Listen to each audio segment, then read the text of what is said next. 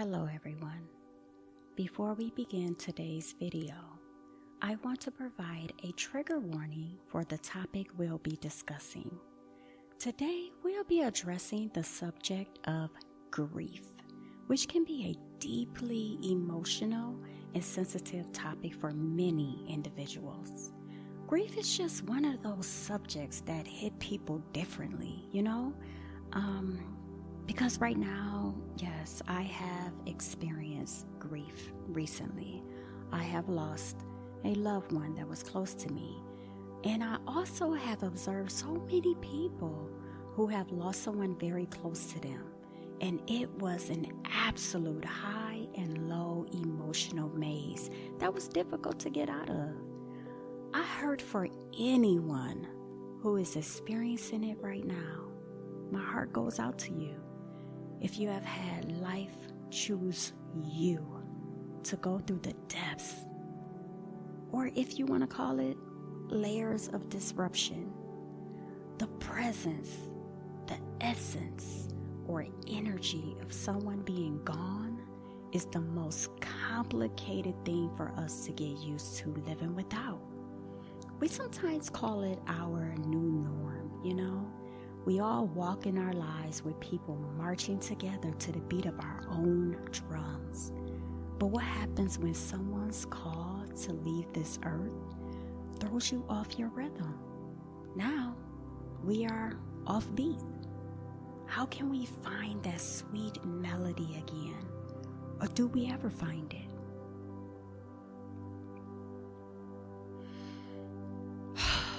I'm sorry, y'all. I'm getting emotional because, like I said, I just recently went through it. But, okay. Grief is a natural response to loss, manifesting in various ways.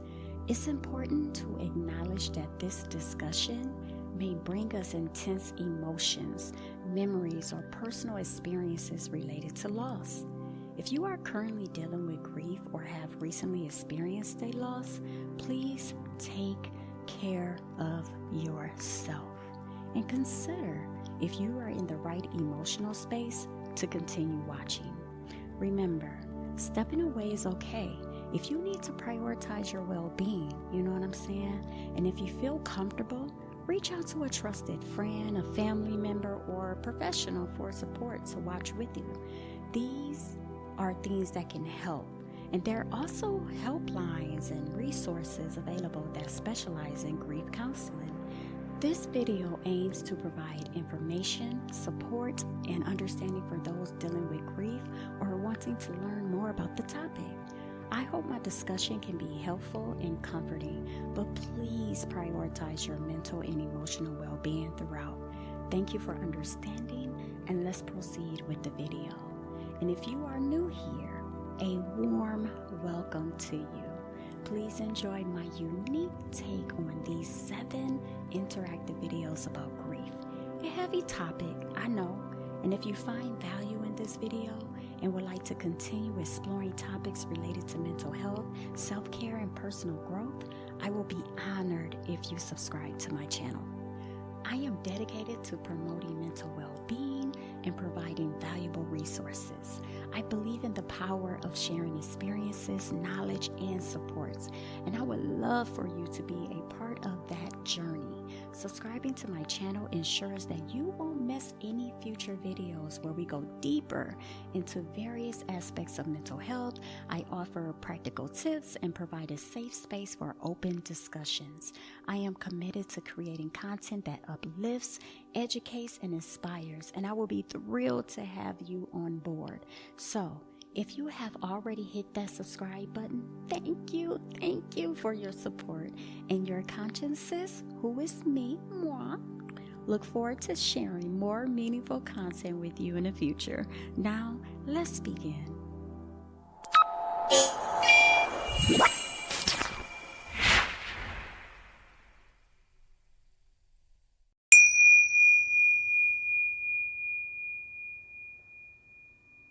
I first want to start by saying that grief is something that most people don't want to touch or experience. And when people around you have to go through the process, it can become a considerable amount of challenges. Losing someone can be an extremely painful and overwhelming experience that no one can even try to grasp, no matter how hard they try, because one thing that I've learned is that grief is a complicated, unique process with a vast range of emotions. It's tricky because you never know how much space or time someone or yourself needs to grieve. And while in the midst of it all, some individuals will support you when the pain is fresh. But then most have to go back to living their lives, which leaves you having to deal with it in ways you are really quite not ready for. Grief is like being caught in a storm at sea. And for the people who have not gone through it, let me lay it out for you, okay? All right. Imagine you're sailing on a calm and sunny day, enjoying the beauty of the ocean. You might got some music going, whatever your deal is to have some peace. You enjoying this day, right? And suddenly, dark clouds gather and the wind starts to howl. The waves grow larger and more turbulent, tossing your boat around, back and forth, back and forth. You feel disoriented, scared, and overwhelmed. In this storm, grief is the tempest, the disruption that engulfs you. It's not just rain or wind. It's a force that shakes your very core. It's like being hit by a wave that knocks you off balance, leaving you gasping for air. Grief can make you feel like you're drowning in a sea of emotions, struggling to stay afloat. Just as a storm at sea is unpredictable, grief can come in unexpected waves. Sometimes it's a gentle breeze that stirs up memories and emotions. Other times, it's a powerful gust that leaves you breathless and unable to find your bearings. It can be relentless, hitting you when you least expect it and making it difficult to navigate through daily life. During this storm of grief, it's important to remember that everyone's boat is different. Some may have a sturdier vessel, better equipped to weather the storm. Others may have a leaky boat, constantly taking on water.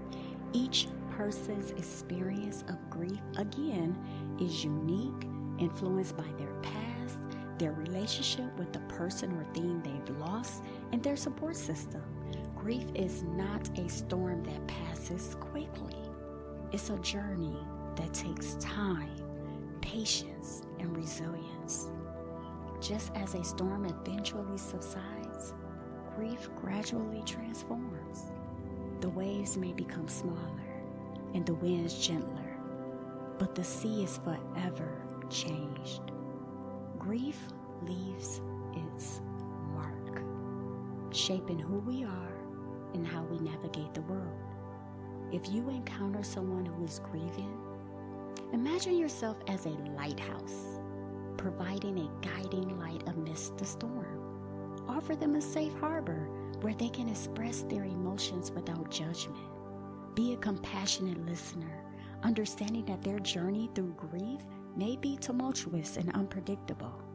Remember, grief is not something to be fixed or solved. I'm going to say that again. Grief is not something to be fixed or solved. It's a natural response to loss, and it requires patience, understanding, wisdom, self-control, and support. By acknowledging the storm of grief and offering a steady presence, you can help someone find their way back to calmer waters. So, thinking that someone or you needs to forget or move on in order to heal is not genuine. I am here to try to offer ways to carry the memories and love of your lost loved one with you. And as you continue forward with your new norm, I am telling you, I will try to be here. Sharing our feelings and memories can be cathartic and help us find solace amid the storm. It's not a linear process. Some days may be more difficult than others, and that's okay. Let's embrace the waves of emotions as they come, allowing ourselves to feel and process them. no matter how that looks for you. Hopefully, through this emotional journey, you will gradually find moments of peace and acceptance. And right now, I think it is the perfect time to take our breathing break. What do you think?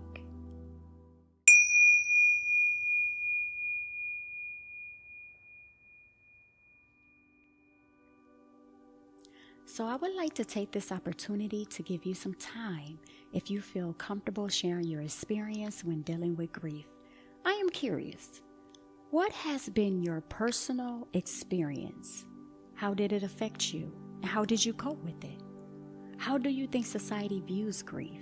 Is there enough support and understanding for those who are grieving? What are some common misconceptions about grief that you come across? How can we debunk these misconceptions? Please feel free to share your thoughts and experiences in the comments below, as this can foster a sense of community and support among those who are grieving or have experienced grief in the past. I'd really appreciate it. I really would. Heavy stuff, man. Heavy stuff. Mental break? We need you right now. Breathe in. And breathe out. Breathe in and breathe out.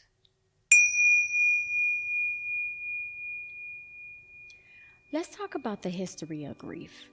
The experience of grief is as old as humanity itself. Throughout history, grief has constantly played a significant role in the human experience, deeply intertwined with our emotions, culture, and understanding of life and death. Ancient civilizations developed unique rituals and practices to address the experience of grief. In ancient Egypt, for example, the passing of a cherished individual or loved one was commemorated through intricate funeral rituals and the meticulous practice of mummification. These customs were a manifestation of their profound faith in the existence of an afterlife. Even in ancient Greece, mourning rituals such as wearing black clothing, cutting one's hair, and abstaining from certain activities were common. Now, religious and spiritual beliefs have also played a significant role in shaping how grief is understood and expressed. Different faiths have their own customs and rituals to honor the deceased and support the grieving. For instance, in Christianity, funeral services and memorial masses provide an opportunity for the community to come together and offer condolences to the bereaved. It usually consists of a viewing or some sort of visitation when the family of the bereaved make themselves available for other family, friends, co-workers, or just anyone who like to come, so these people can express their condolences for the passing, followed by a funeral service that includes like readings and prayers and eulogies and poems, whatever. They have a lot in that service. And then a burial is a form of final disposition in which a body is buried in a hole in the ground, also known as interment. Burial is one of those longest standing death traditions in the United States. Then a reception might happen at which the bereaved can receive support and comfort from the funeral attendees. Receptions help the suffering community get together and honor the family. I think sometimes it's beautiful. Sometimes people don't want that, and sometimes it helps. So each his own, right? I mean, we had one. So, okay, now the last area I want to discuss is how the field of psychology understands grief. In 1969, psychiatrist Elizabeth Kubler-Ross introduced the concept of the 5 stages of grief. And these stages are denial, anger, bargaining, depression, and acceptance. And these have since become widely recognized as a framework for understanding the emotional journey of individuals facing loss. But let me say this. It is important to note that grief is a highly individual experience, and not everyone will go through these stages in a linear fashion. Now, I do know that in recent years, society has become more and more open to discussing and acknowledging grief. This really made me want to do my interactive videos on it because I see many struggling, and I want to try to offer some support in any way I can. Because grief is a shared experience, as death and loss are inevitable parts of life. With the advent of social media and the internet, people have found new ways to connect and share their experience of loss, which is great. You have online support groups, blogs, and forums. They have provided platforms for individuals to find solace and understanding from others who have gone through similar experiences. And according to the World Health Organization, each year, approximately 56 million people worldwide die, resulting in countless individuals experiencing grief. So this lets us know that many people out there are dealing with grief and need information on how to go about it. Grief can also have a significant impact on mental health. Studies have shown that individuals who experience the loss of a loved one are at an increased risk of developing mental health conditions such as depression, anxiety, post-traumatic stress disorder, and complicated grief disorder. Now, prolonged grief disorder is the newest disorder to be added to the Diagnostic and Statistical Manual of Mental Disorders. They say that most people, the symptoms of grief begin to decrease over time, right? However, for a small group of people, the feeling of intense grief persists, and the symptoms are severe enough to cause problems and stop them from continuing with their lives. Prolonged grief disorder is defined by severe and persistent grief that causes problems and interferes with daily life. An individual suffering from prolonged grief disorder may have a deep longing for the person who has died, or become preoccupied with thoughts of that person.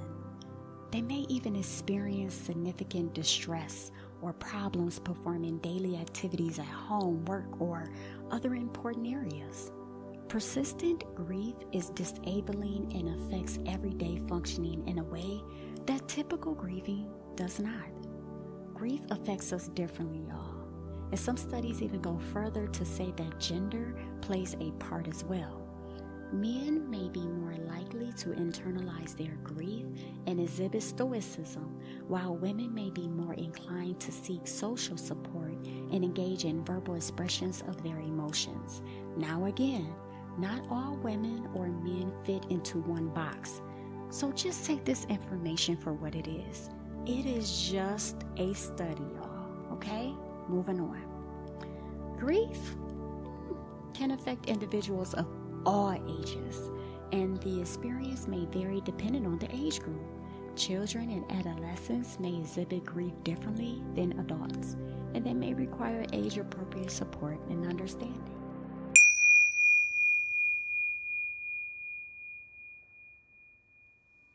Again, the grieving process is not linear, and individuals may experience different symptoms at different times.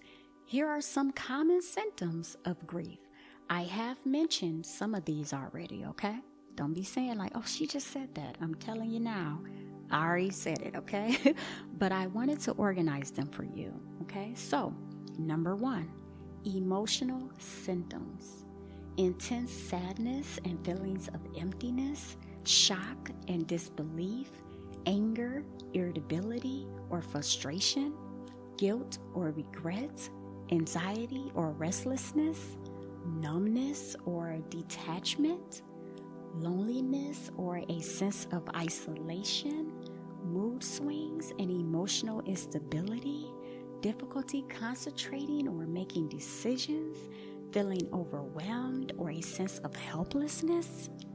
Number 2, physical symptoms, fatigue or low energy, sleep disturbances, changes in appetite, digestive issues or stomach aches, headaches or migraines, muscle tension or aches, weakened immune system.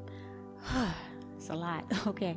Number 3, cognitive symptoms.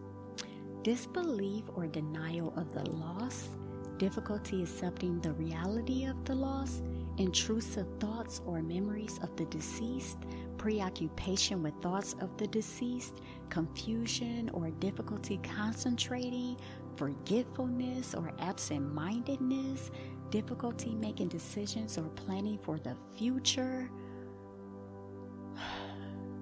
And number 4, behavioral symptoms.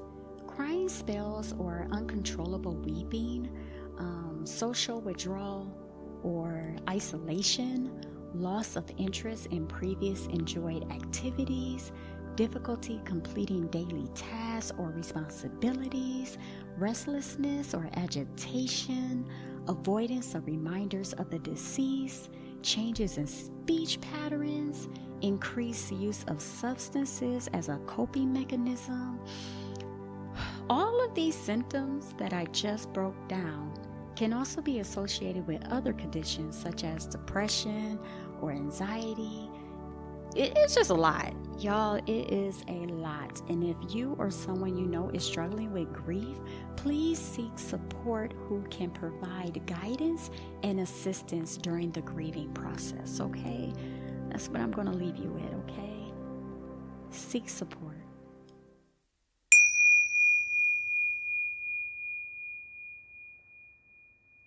So for all of those who don't understand grief or just dismiss it, let me tell you, grief is not a sign of weakness, but a testament to the depth of love we hold within our hearts. And when it comes to grief, it can be frustrating and hurtful when others don't understand or acknowledge the depth of our emotions. It is an incredibly profound and personal journey that we go through when we experience the loss of someone or something significant in our lives. And again, it's not just about feeling sad. It encompasses a wide range of emotions, such as sadness and anger and confusion and guilt and even physical pain. Grief affects us mentally, emotionally, and physically, often leaving us feeling overwhelmed and vulnerable. It is not, let me repeat, it is not something we can simply get over or move on from quickly. It's just not. It's a process that takes time and varies from person to person. When someone is grieving, they may not be their usual selves. They might experience mood swings, have difficulty concentrating, or withdraw from social activities. It's crucial to be patient and understanding during this time, even if their behavior seems out of character or frustrating, because sometimes we can get frustrated with them. And also, I mentioned this before, but I feel like it is important to mention it again, and that grief has no set timeline, y'all. It has no set timeline. There is no right or wrong way to grieve. Even if you are diagnosed with prolonged grief disorder, it can take months or even years for someone to find a sense of healing and acceptance. It's not about getting over the loss, but rather learning to live with it and finding ways to honor the memory of what or who is gone. So I know this video is not the symbolic action video to this series, but I do have an action I would like for you to take, okay? If you find it challenging to understand someone's grief, try putting yourself in their shoes. Imagine the pain of losing someone you deeply care about, or something that held immense value in your life. By empathizing, you can help. And I am not telling you to go to them and say, I know how you feel, or to be strong. This one gets to me because I know people mean well, but when they say, God uses all things for good, I have seen how that can turn the grieving person off and disquieted. Also, another one is time will heal, or everything happened for a reason. There are a lot of them out there. It's a lot of statements that people say. Or like, this one. How about they are in a better place?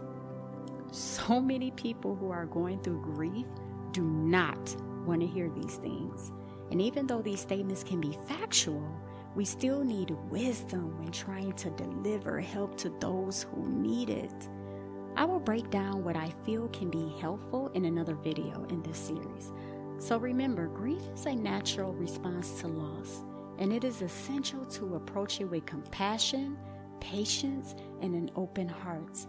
By acknowledging and validating someone's grief, even if you don't fully understand it, you can provide them with the support they need during this difficult time.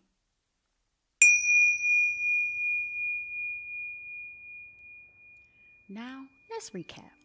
We defined grief in the storm, and I illustrated how grieving people get hit with the experience and cope with it. I spoke about how it is a journey that takes time, patience, and resilience. We discussed the history of grief, spiritual beliefs, and the field of psychology on grief. We even went over the statistics and grief disorder and the common symptoms. We also spoke on how sometimes grief is not understood, and if we could try our best to understand it, then it can become a powerful tool for ourselves and others. Because in times of grief, we often find relief in the support and understanding of other people. And if you resonate with the message shared in this video, I kindly ask you to hit the like button and the notification bell, and also share with those who may benefit from this message. And as promised, you are not alone in your journey through grief. I will try to be here for you, and as your sis, I will provide you with 2 options to direct your pathway to progress. Will it be pathway 1, the art of mourning, expressing grief through creativity, or pathway 2, grieving together, nurturing connection in times of loss? Choose a pathway that will benefit you. And if you think both paths are enticing, you can always come back and choose the other pathway as well. I'll see you on the other side.